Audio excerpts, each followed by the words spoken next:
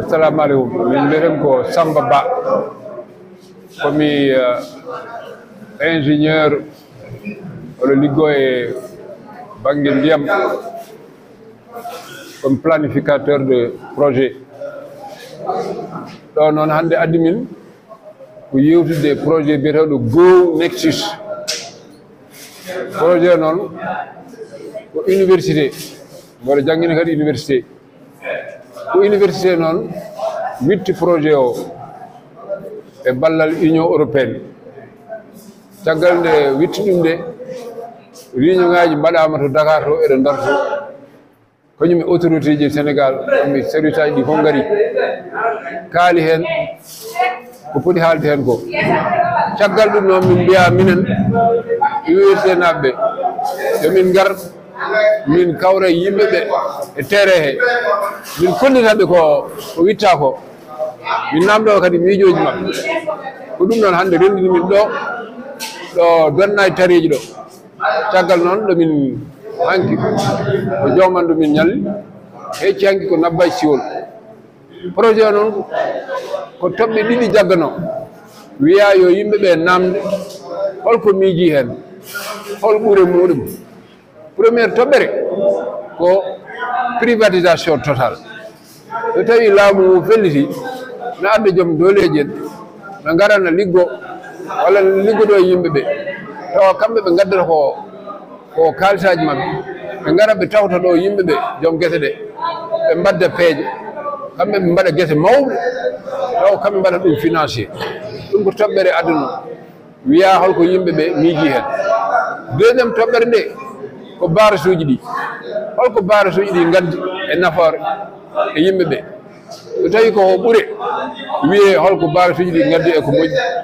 So tawi kadi barage uji ɗi gaddi caɗele wiye yo adde yo haale. ɗum ne kadi yimɓeɓe kollitama. Troisiéme projet o troisiéme point o ko solaire o hol nafoore solaire.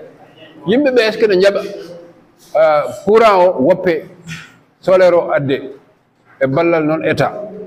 Yimɓeɓe noon eɗen jettaɓe par ce que yimɓe ngari e kewgal ɓe kaali hen miijoji mabɓe ɓe kaali hen kuli mabɓe. Banque solaire o ɓe kaali ɓe mbi ɓe jiiɗi solaire par ce que solaire o ma walluɓe facture aji e koɓe ɗamini so tawi ko ɗum eɓe jiiɗi. So tawi ko banque barage uji ɗi noon ɓe kolliti barage uji ɗi ko gonga gaddi ndiyam kono barage uji ɗi kadi gaddi caɗele. Caɗele ɗe noon ko ndeɓe cohli ndiyam nde ko wayno ceeɗu ni ndiyam ɗam yonata.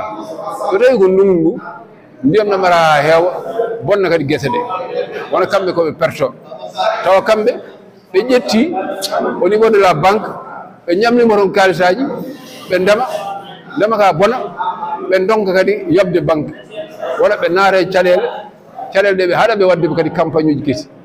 ɗum ɓe jii ɗum ɓe mbi kadi barage uji ɗi ne gadda ñabbuli ɗum ne kadi haalama. ɓe gui kadi barage uji ɗi koɓe ɗaminno hen e koɓe mbiyatno kon fof kamɓe ɓe jiyani courant biyeteɗo ɓe jiyani ɗum par ce que courant ji ɗi facture aji ɗi ustaki. ko ɗen toɓɓe tati noon toɓɓe privatisation totale o en kaali toɓɓe barage uji ɗi e toɓɓe solaire o. toɓɓere solaire nde ɗon en kaali en mbi kamɓe kam à l'unanimité ɓe mbi soɓe dañno solaire ɗum kam ma walluɓe. ɗum noon ko ɗum wonno yewtere nde waɗama yimɓe mbaɗi participé ɗo donna e tariji ɗo vraiment résultat ji kadi moƴƴi dañama ɗo hen. amin jettaɓe kamɓe yimɓe noɓe gardini eɓe gandu kadi liggey o ko continte wona ɗo haɗata. on jooɗiɓe actuellement ne padda ɗiɗo résultat ji pour mbawa andude hono ne mbiɗen hande ni hirande ko jamma ñamane kono ko ñalawma heblete noon gonɗen koye heblede noon yo Allah wallu en walla enen foof ha ɗo jiɗɗen ɗo tawa koko ɓuuri Allah waɗan en ɓuuri ko jiɗɗen ko Allah hokka en ɗum. Allah jarama on jarama. Donc moi je m'appelle Samba Ba, je suis ingénieur en gestion des ressources en eau et gestionnaire et planificateur de projet. Donc je suis là dans le cadre d'un projet appelé Go Nexus. Donc c'est un Nexus eau, énergie, agriculture. Donc l'implication de ces deux secteurs ou de ces deux sous-secteurs, c'est ça qu'on essaie de mesurer l'impact de cette implication sur les populations. Donc le projet Go Nexus a débuté avec l'organisation de 2 réunions au niveau national. D'abord une réunion, un atelier à Dakar avec des institutions impliquées dans ces 3 secteurs. L'autre réunion à Saint-Louis avec les grands organes, avec les intervenants au niveau du bassin, les structures intervenant au niveau du bassin. La 3e réunion ou atelier, le 3e atelier a visé à descendre auprès des populations pour discuter avec eux des scénarios qui ont été proposés lors des deux premiers ateliers. Et donc, 3 sites avaient été retenus. Le site de Nabadji Sioul, le site de Diomandou et aujourd'hui le site de Taredji, Donnay Taredji. Donc nous venons de terminer Nabadji Sioul avant-hier. Hier on était à Donnay.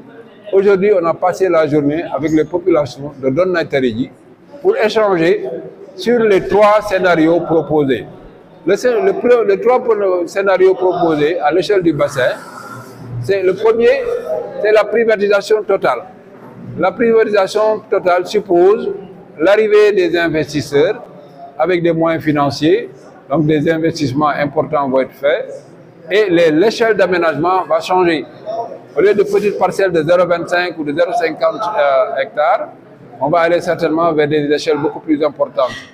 Quel est maintenant l'avis des populations? Est-ce qu'ils acceptent cette option, oui ou non? Donc cette option a été discutée et les gens ont donné leur avis.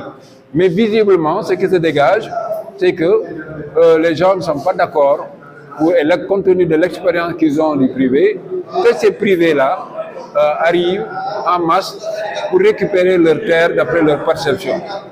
Alors l'idée, c'était que ces privés viennent avec des moyens, aident à équiper les agriculteurs et les exploitants, mais les aident aussi à améliorer le cadre de vie. Mais eux, visiblement, on a beau expliquer sur les avantages que cela pouvait présenter, mais ils ont totalement manqué de confiance à l'arrivée du secteur privé dans leurs activités. Le deuxième, c'est le rôle des barrages. Est-ce qu'il faut continuer à construire des barrages ou est-ce qu'il faut revoir cette politique?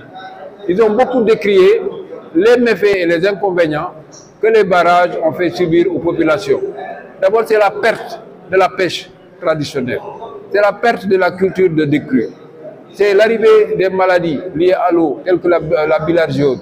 Donc ça a été beaucoup décrié. Et c'est aussi l'irrégularité de l'eau. C'est-à-dire pendant la saison sèche, pendant les campagnes sèches, l'eau n'arrive pas parce que au niveau du fleuve, le niveau de l'eau est très bas. Et pendant l'hivernage, la quantité d'eau lâchée est importante et ça va coïncider avec des cultures qui ont été déjà préparées et souvent ça se traduit par la cassure des digues et l'inondation de ces cultures-là, en plus maintenant de l'inondation des populations, des habitats, des ménages qui sont autour du littoral du fleuve, autour des rives du fleuve. Donc là, la tendance est de rejeter la construction de ces barrages. Par contre, il y a des avis très intéressants qui consistent à dire qu'il faut construire des barrages, mais au niveau des défluents ou affluents, et maintenir l'eau au niveau de ces affluents pendant 4-5 mois, parce que le barrage permettra de fermer au moment où l'eau doit retirer pour aller au fleuve.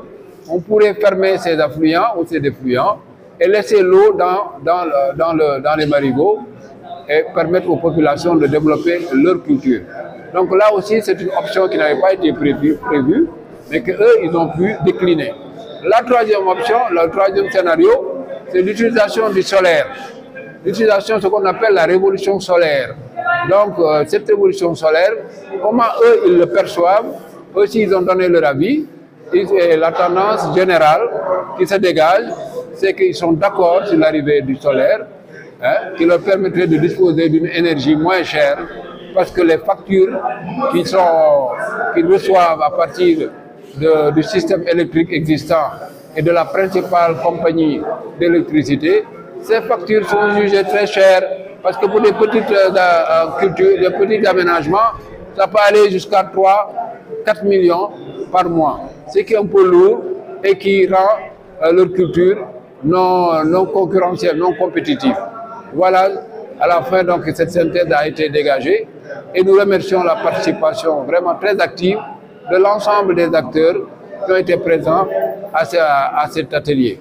Et voilà, le travail aussi continue au niveau de l'université et nous tiendrons informés de l'évolution de ces résultats. Merci beaucoup. Salam alaikum wa rahmatullah. Man maa ngi tudd Aliou Amadou Sy nekk président union Koykat de Naitari. Luñ fi jotoon daje tey benn étude bu Go Connect 6 moo defoon ànd ak waa université na jógee université Cheikh Anta Diop bu Dakar financé par l'Union européenne. dañ fi ñëw nag ñu waxtaan si ñetti pàcc benn pàcc bi privatisation totale la woon deuxième pàcc bi mu nekk l'eau source modèle social troisième pàcc bi mu nekk la révolution solaire. Concernant la privatisation totale bu ñu defee exposé ñu déglu leen lu ñuy wax ci privatisation totale ba pare ñun tamit ñu indi si suñu kaddu mooy que bëgguñu privatisation totale day mel ni colonisation bu bees la rek mais beneen modèle la colonisation dañuy ñëw indi ay investisseurs ñu bëri ñu def investissement indi ay équipement yu bëri ak financement bu bëri jël suuf si yëpp accaparé wu ko ñoom ñoo koy béy ñun dëkk fii dañ doon nekk ay surga ñu nekk seen surga te duñ si gis suñu bopp loolu moo tax ñun bu ñu indee suñu xalaat dañoo ne nekkuñu te parewuñu pour ci privatisation totale boobu bu ñu jógee ci privatisation ñu nekk si l'eau source de modèle social mooy ndox barrage bi ban njeexital la am si ñun béykat yi bu ñu jëlee cadre de Naye mën nañu wax barrage bi baax na mais ñun Naye am nañ ci jafe-jafe ñaar jafe-jafe mën nañ ci lim mooy les événements de 99 bu mënd bi ñëwee dugg ci dëkk bi ñu tuxu ñëw fii Naye tey fu ñu taw di wax année boobu tamit amoon nañu foofu 4 unité bu ne mu nekk 50 hectares boo ko boole mu nekk 200 hectares mbënd bi ñëw yàq dugg ci biir tool yi yàq yëpp am nañ ñaar jafe-jafe am nañ ci mbënd boobu perte nañu ceeb bu ñu fa bayoon ba pare tamit am endettement bu rëy ci LBA endettement boobu boo ñu topp ba léegi mënuñu koo fay ba léegi troisième hypothèse bi mooy la révolution solaire boobu bu nekkoon suñu sagosté mu commencé tey parce que boo ko méngalee nga jël la différence entre énergie solaire ak énergie électrique ci compte d'exploitation bi rek bi nga xamante ni boo ko defee énergie électrique bi di nga fay 150 ba 200 francs ba 200 000 francs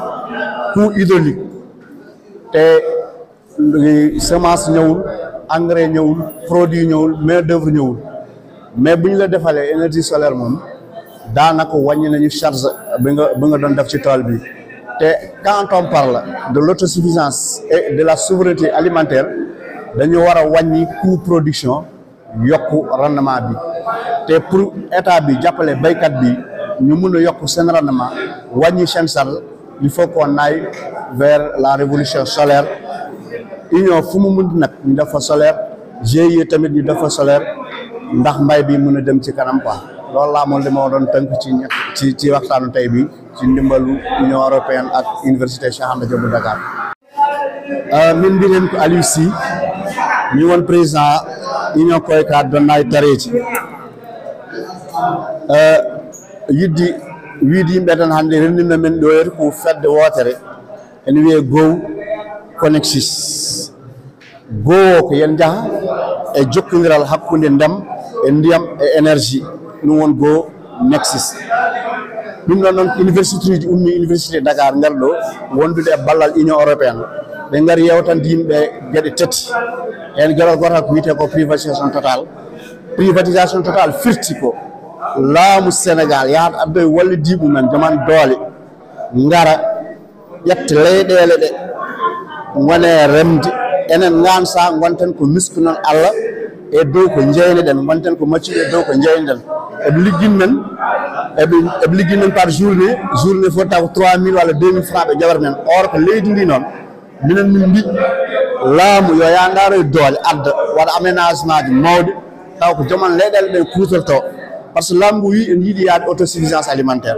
en yiiɗi heɓde ndimagu mum e maaro en yiiɗi heɓde ndimagu mum e gawri e makkari ɗum noon noon pour eɓe keɓ ɗum wona addoyde bailleur aji ngara en liggoo leydi ndi kala ko dañi naw leyɗele mumen mais ala kamɓe yam maɗa doole maɓɓe e peeje maɓɓe holno ɓe liggiri leyɗele taw ko joman leyɗele ɗe liggoto jiiro hen koye mumen par ce que ndem natti wonde ndem mécanique ndem hande ndemowo exploitation familial o walla exploitant familial o kanko o foti dañi ko ñaami lebbi makko sappo yiɗi ha timmi o dañi ko safrori hen o dañi ko jangguini hen ɓiɓɓe makko o dañi hen ko waɗiri hen investissement ndem hande yettimi ɗon tawi ko laamu en foti wawi wallude yimɓe ha jetta ɗon yimɓe umminde e privatisation sociale ɓayi koye ndiyam ɓe mbima modèle social ndiyam ɗam noon eɓe kalat ko uddoji ɗi barrage to ko wi barrage mais uddoji caggal mum holko ɗum battini e gurdam yimɓeɓe sen ƴetti yeru donnay kam ɓe mbawi wiide hay so tawi barrage uji après barrage wonko fewndi mais wonko bonni minen kam komin bonniraɓe sen ƴeewi ilam 99 goo ilam ɗam fusti wurno min ummi to min garnoy kadeji ɗiɗi min goppi toon ken tolno e 200 hectares maar taw foof koko yooli woni a perdu production a dañi kadi ñamande fayi moom banque ndeen ñamande ni banque remat donna ha joni so a gassuno jobde wadde firti uddoji ɗi hay so tawi wonkoɗe pewndi wonkoɗe pewndi tigui rigui par ce que waɗi courant waɗi ndiyam mais kadi wonko ɗum bonni ko ɗum bonni ko kadi ɗum fakiti par ce que hande oɗo saaha sa yi toon e maaje ɗe surtout fleuve Sénégal tawata ko maayo ngo jenkitima ha heeɓi less firti ko ceeɗo yimɓe dañi probléme ndiyam ndungu kadi yimɓe dañi surplus ndiyam ha wooda ko bonni nde yimɓe ummi ɗon kadi e ndiyam ko wiyete ko modèle social paati toɓɓere tafgal nde ko révolution solaire ɓe ngari ɓe mbi yimɓe yo ƴeew hakkude solaire e courant holko ɓuuran ɗumen tawi ko minen cuɓro kam ɓe jiiɗi ko solaire par ce que ndemowo jiɗɗa ko sa reemi ya dañ mais systéme courant oɗo jogaɗo a remat ha tampa kala ko dañƴa ko facture joɓata somi ƴetti yeru koye ka par lewru foof a yoɓat facture kes famdima yoɓ 3 millions ƴeewa 3 millions noon fodde lebbi jeegom walla lebbi jeeɗi aɗa wona campagne sa sowdi ɗum ma ya hedde 30 millions te mbiya neɗɗo o yo fi ndiyam hectare 150 mille wattam couvrir ni tu es obligé mbiɗɗa yimɓe mbiya ɓe ɓeydu te ko waɗano contrefaçon ha par yeeku ɗum e pilas ha yimɓe ɓeydu a bonni programme mumen fof ɗum waɗi dental donna suuɓi ko yo union aji hydraulique ɗi fof mbatta solaire GIE aji privé ɗi mbatte solaire hay joguiɗo GIE mum privé hoore mum taw wona pive taw ko pip yo waɗan solaire yimɓeɓe kadi gandine ko waɗate ko wona laamu jeeyi wona tubak garowo jeeyi ɗum enen ɓeyɗo wonɓe ɗo eɓe jangguine no maintien et entretien waɗirte janggo jaam so waɗi caɗele e mbawa ɗum safrude assalamu aleykum wa rahmatullah